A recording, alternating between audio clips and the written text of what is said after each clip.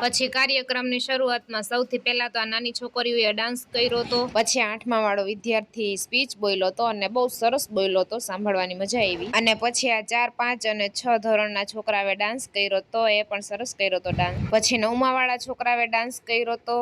પછી ધોરણ 6 ના વિદ્યાર્થીએ સ્પીચ બોલ્યો હતો, એ પણ સરસ જ બોલ્યો હતો। અને ત્યાર પછી આ નાના ટાબરિયાનો ડાન્સ હતો અને એની ડાન્સ બહુ મસ્ત કર્યો હતો, બધાને જોવાની મજા આવી। નાના નાના ડાન્સ કરતા હોય તો લાગે એવા સરસ। પછી અમારે સ્કૂલના સાહેબ છે, એને પણ ગુરુ પૂર્ણિમા વિશે થોડું ઘણું છોકરાઓને સમજાવ્યું। અને પછી ધોરણ 7 અને 8 ના છોકરાએ ડાન્સ કર્યો હતો।